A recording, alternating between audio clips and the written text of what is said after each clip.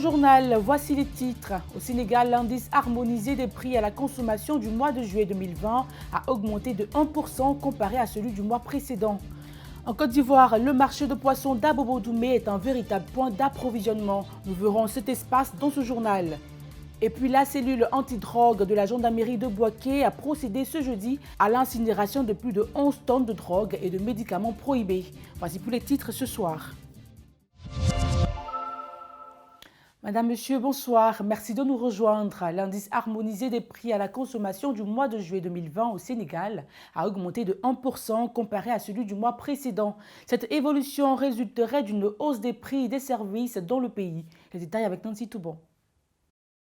Ce résultat est la somme cumulée d'une hausse des prix des services de communication, des produits alimentaires et boissons non alcoolisés, de services de restaurants et hôtels. En une année, les prix à la consommation seuls ont progressé de 2,7%. Dans les détails, les services de communication se sont renchéris de 2,5% en rythme mensuel par suite d'un accroissement des prix des services de communication téléphonique, plus 4,0%. Les prix des produits alimentaires et boissons non alcoolisés ont quant à eux progressé de 1,8% en juillet 2020. L'on note également une augmentation de 9% sur les prix des moutons pendant la période de Tabaski. L'inflation sous-jacente a progressé de 0,3% en rythme mensuel et de 1,6% en variation annuelle. Les prix des produits locaux et importés ont rebondi respectivement de 1,3% à 0,4% au mois de juillet 2020 comparativement au mois précédent. Le monde entier célèbre la journée de la charité le 5 septembre et c'est une interpellation des Nations Unies aux personnes de bonne volonté et aux ONG à mener des actions de solidarité envers les âmes en détresse. Et c'est ce dont parle Henri Nomke. Le dictionnaire définit la charité comme l'amour que l'on ressent pour Dieu, pour le bien et pour son prochain. La charité se manifeste à travers le bénévolat et la philanthropie. Elle peut atténuer les pires effets des crises humanitaires, compléter les services publics dans les soins de santé, l'éducation, le logement et la protection des enfants. La Journée internationale de la charité a été instaurée dans le but de sensibiliser et mobiliser les individus, les ONG et l'ensemble des acteurs impliqués dans le monde pour aider les autres à travers des activités bénévoles et philanthropiques. La date du 5 septembre a été choisie pour commémorer l'anniversaire de la disparition de Mère Teresa de Calcutta, qui a reçu le prix Nobel de la paix en 1979. C'est pour ces travaux réalisés dans le souci de vaincre la pauvreté et la détresse qui constituent également une menace pour la paix. Mère Teresa est une religieuse et missionnaire indienne catholique qui a vécu de 1910 à 1997. À ce jour, 736 millions de personnes vivent en dessous du seuil international de pauvreté. Environ 10% de la population mondiale vit dans des conditions d'extrême pauvreté et se bat pour satisfaire ses besoins élémentaires tels que la santé, l'éducation, l'accès à l'eau potable et à un système sanitaire. En Côte d'Ivoire, la Caritas, avec des ONG comme Children of Africa et des colonnes services tels que le Rotary, œuvrent inlassablement pour la charité. À New York, les écoles publiques ont reporté de 11 jours la rentrée des classes.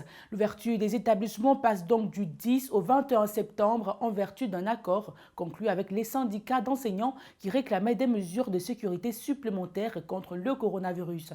Malgré ce report, les familles les plus modestes sont en plein dilemme. Faut-il envoyer les enfants à l'école au risque qu'ils attrapent le coronavirus ou les garder à la maison pour suivre l'école en ligne? Eh bien, le maire de New York estime que l'enseignement présentiel est essentiel pour la santé mentale des enfants afin d'éviter un fossé éducatif entre milieux aisés et modestes.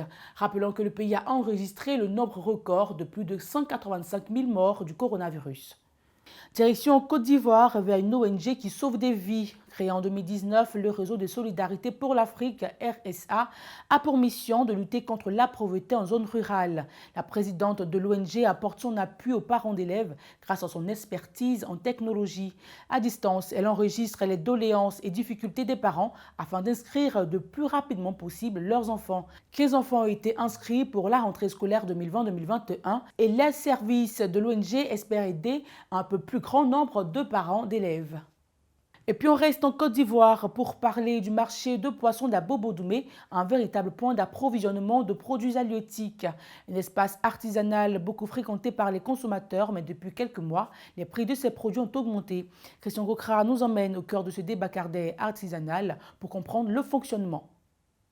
Le marché de poissons d'Abobo-Doumé dans la commune d'Atekoubé est un port de pêche en miniature. Cet espace situé en bordure des lagunes voit débarquer chaque jour les embarcations chargées de produits halieutiques. Les jeunes pêcheurs qui y exercent rencontrent des difficultés depuis quelques mois. À présent, je suis dans le domaine des poissons. Ici, un semi-grossiste, il va acheter des poissons au port. Pour venir revendre, c'est le marché qui est là. Ils ont une faculté à élever un peu le montant, la partie bénéfique. Voilà. Si l'achat a été fait au moins à 100 000 et que lui l'a payé, peut-être que son petit frère qui est là, il le vend au moins à 120 000. Et puis son frère lui également met au moins 10 000 dessus.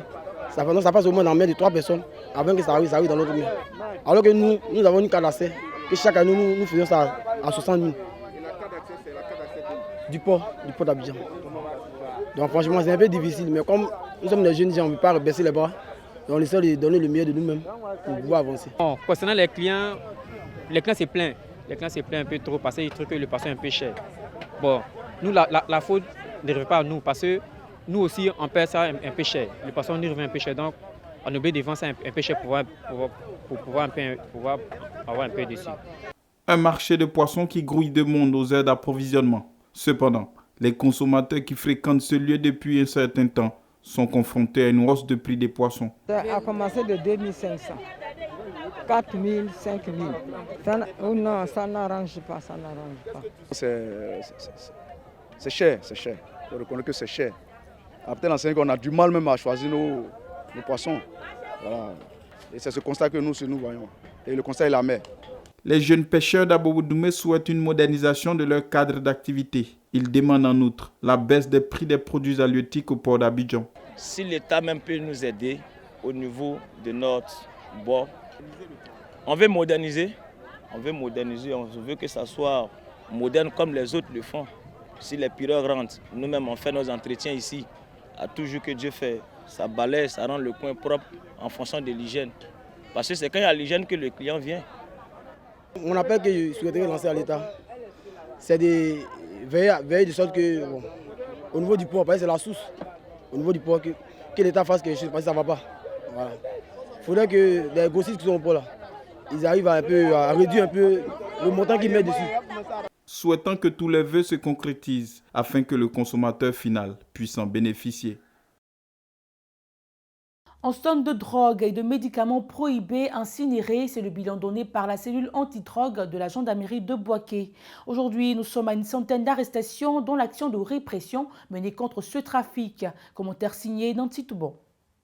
Cette importante quantité de drogue et de médicaments prohibés a été saisie de juillet 2018 à septembre 2020. Le stock est composé de cocaïne, d'héroïne, 136 kg de cannabis et plus de 7 tonnes de médicaments falsifiés. Selon le chef de la cellule antidrogue de la gendarmerie de Bouaké, capitaine Ambe Até Sébastien, 87 personnes qui se livrent à cette activité criminelle ont été interpellées et déférées dans les maisons d'arrêt et de correction de Bouaké et de Katiola. L'action de répression menée contre le trafic et la consommation des drogues a également permis de détruire 16 fumoirs, dont 14 à Bouaké et 2 à Katiola. Au cours de l'incinération des produits prohibés, la cellule antidrogue de Bouaké a profité pour déplorer les problèmes qui plombent l'activité de cette structure, notamment les problèmes de mobilité des agents. Elle a en outre plaidé auprès des autorités pour un appui en matériel afin d'être plus efficace sur le terrain. Sensibiliser, prendre en charge et aider les professionnels du sexe à quitter le milieu de la prostitution pour une activité conventionnelle génératrice de revenus est le leitmotiv de l'association Renaissance Espoir de Vie à Rêve. Les objectifs de cette association est la recherche du bien-être et la réinsertion professionnelle des prostituées, ce par la sensibilisation et la prise en charge de ces professionnels du sexe. Aussi, il faut le souligner, des ateliers formation pour une autonomisation de ces femmes du sexe seront organisés. Et c'est ainsi que s'achève cette édition. Merci pour votre fidélité. Vous le savez, demain vous aurez le recap de la semaine avec Nancy Toubon. La suite de l'info continue sur nos réseaux sociaux et notre site internet. Excellent week-end à vous et à lundi pour un nouveau tour de l'actualité dans le monde. Que Dieu vous garde.